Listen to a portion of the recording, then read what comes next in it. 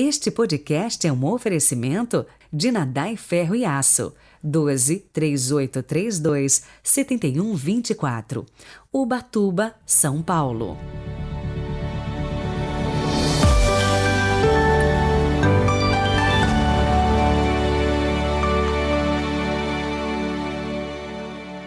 Sábado, 19 de fevereiro de 2022. Bem-vindos ao Monte Tabor para a experiência da Transfiguração. Aliás, estaremos lá em 2023 e você é meu convidado especial para visitar a Terra Santa. Na verdade, nós vamos fazer um retiro espiritual e se você se interessou, vem falar comigo pelo WhatsApp 43998063912. A frase que ilumina o nosso sábado é de Santo Afonso de Ligório. Dizia ele: todas as penas nada são em comparação com a pena do dano. As trevas, os gritos e o fogo não constituem a essência do inferno. É a pena de ter perdido a Deus. E vamos para a oração do dia. Pelo sinal da Santa Cruz, livrai-nos Deus, nosso Senhor, dos nossos inimigos. Cantem vossa glória, Senhor, os nossos lábios, cantem os nossos corações e nossa vida, e já que é vosso dom tudo o que somos, para vós se oriente também todo o nosso viver. Amém.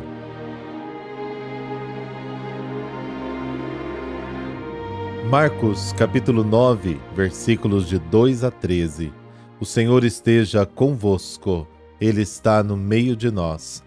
Proclamação do Evangelho de Jesus Cristo segundo Marcos. Glória a vós, Senhor. Naquele tempo, Jesus tomou consigo Pedro, Tiago e João e os levou sozinhos a um lugar à parte sobre uma alta montanha e transfigurou-se diante deles. Suas roupas ficaram brilhantes e tão brancas como nenhuma lavadeira sobre a terra poderia alvejar. Apareceram-lhe Elias e Moisés e estavam conversando com Jesus. Então Pedro tomou a palavra e disse: Mestre, é bom estarmos aqui. Vamos fazer 3 tendas, uma para ti, outra para Moisés e outra para Elias. Pedro não sabia o que dizer, pois estavam todos com muito medo. Então desceu uma nuvem e os encobriu com sua sombra, e da nuvem saiu uma voz: Este é o meu filho amado, escutai o que ele diz. E de repente, olhando em volta, não viram mais ninguém, a não ser somente Jesus com eles. Ao descerem da montanha, Jesus ordenou que não contassem a ninguém o que tinham visto, até que o Filho do Homem tivesse ressuscitado dos mortos. Eles observaram esta ordem, mas comentavam entre si o que queria dizer ressuscitar dos mortos. Os 3 discípulos perguntaram a Jesus: por que os mestres da lei dizem que antes deve vir Elias? Jesus respondeu: de fato, antes vem Elias, para colocar tudo em ordem. Mas, como dizem as Escrituras, que o Filho do Homem deve sofrer muito e ser rejeitado. Eu, porém, vos digo, Elias já veio, e fizeram com ele tudo o que quiseram, exatamente como as Escrituras falaram a respeito dele. Palavra da salvação. Glória a vós, Senhor.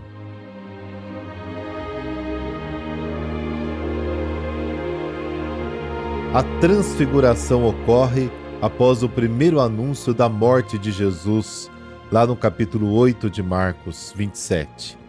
Este anúncio havia confundido os discípulos, especialmente Pedro.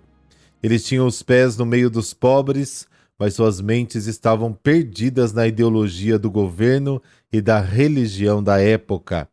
A cruz foi um impedimento para crer em Jesus. A transfiguração ajudará os discípulos a superar o trauma da cruz. Nos anos 70, quando Marcos escreve, a cruz continuava a ser um grande impedimento para os judeus aceitarem Jesus, o Messias. A cruz é um escândalo. 1 Coríntios capítulo 1. Um dos maiores esforços dos primeiros cristãos foi ajudar as pessoas a perceberem que a cruz não era um escândalo, nem loucura, mas a expressão do poder e da sabedoria de Deus. Marcos contribui para esta tentativa. Ele usa os textos e figuras do Antigo Testamento para descrever a transfiguração. Assim indica que Jesus vê o cumprimento das profecias e que a cruz foi um caminho para a glória. Jesus sobe a um alto monte. Lucas diz que sobe para orar, Lucas capítulo 9. Lá em cima, Jesus aparece em glória diante de Pedro, Tiago e João. Junto com ele aparecem Moisés e Elias. A alta montanha é uma evocação, uma lembrança do Monte Sinai, onde no passado Deus havia manifestado sua vontade ao povo, entregando a lei. As vestes brancas lembram-nos Moisés deslumbrante, quando fala com Deus no monte e recebe a sua lei. Êxodo 34, versículo 29. Elias e Moisés, as duas maiores autoridades do Antigo Testamento, falam com Jesus. Moisés representa a lei, Elias a profecia. Lucas relata a conversa sobre o êxodo de Jesus, ou seja, a morte de Jesus em Jerusalém. Pedro até gosta do que presencia e quer garantir momentos agradáveis na montanha. Ele se oferece para construir 3 tendas. Marcos diz que Pedro estava com medo, sem saber o que estava dizendo, e Lucas acrescenta que os discípulos estavam com sono. Eles são como nós, tinham dificuldade em compreender a cruz. Quando Jesus está envolto em glória, uma voz diz: "Este é o meu filho amado, ouçam o que ele diz." A expressão filho amado lembra a figura do Messias servo, anunciado pelo profeta Isaías, lá no capítulo 42. A expressão escutai o que ele diz recorda a profecia que prometia a vinda de um novo Moisés, Deuteronômio capítulo 18. Em Jesus, as profecias do Antigo Testamento estão se cumprindo. Os discípulos não podem mais duvidar.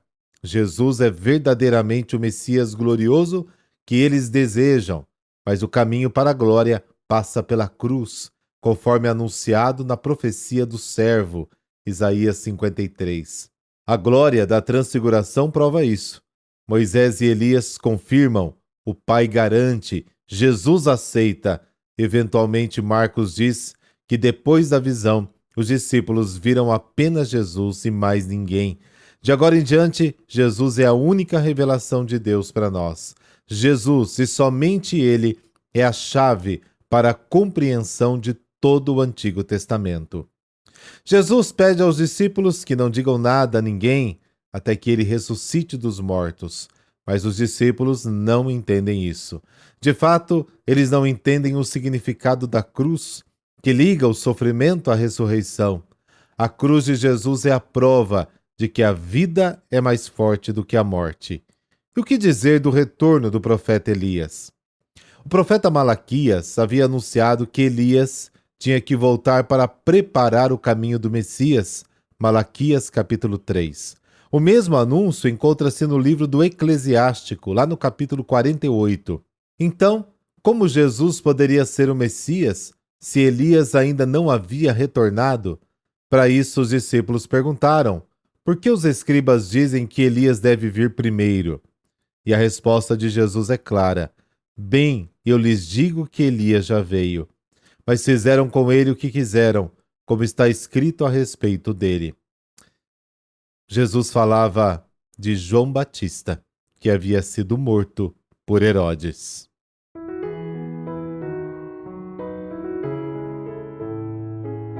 E hoje a igreja celebra São Conrado de Placência. São Conrado era casado e vivia na cidade de Placência, na Itália. Certo dia, em que estava caçando lebres e fazões, causou um incêndio acidental que provocou grandes danos. Em seguida, ele fugiu para escapar da justiça. Ao saber que um inocente fora condenado em seu lugar, apresentou-se, confessou sua responsabilidade e ofereceu todos os seus bens para indenizar os prejuízos. Esse gesto fez Conrado gastar todo o seu dinheiro e ele acabou ficando pobre. Mas ninguém conhece os caminhos do Senhor. O caçador incendiário ingressou num convento na Ordem Terceira de São Francisco, abandonando a esposa, que também retirou-se para um mosteiro. Apesar desses gestos bruscos, Conrado era muito bom e piedoso. Em 1343, chegou a Siracusa e estabeleceu-se na cidade de Noto. Escolheu como habitação uma cela ao lado da igreja do crucifixo. A fama de sua santidade foi aumentando e comprometia a paz e o silêncio de que tanto gostava. Quando percebeu que as muitas visitas perturbavam sua vida de oração, Frei Conrado levantou acampamento e foi humildemente para uma solitária gruta dos Pizzoni, que foi depois chamada de Gruta de São Conrado.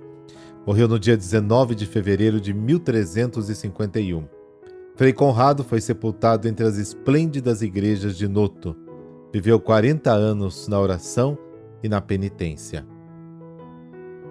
Meu querido Pai, celebrando hoje a memória de São Conrado, permita-nos seguir seu exemplo e buscar Deus em todos os momentos da vida. Que nossa vida seja cercada de oração e de ações amorosas em favor do próximo, sobretudo os mais abandonados. Isso pedimos por Cristo nosso Senhor. Amém. Abençoe-vos o Deus Todo-Poderoso, Pai, Filho, Espírito Santo. Amém. Excelente sábado para você e para toda a sua família.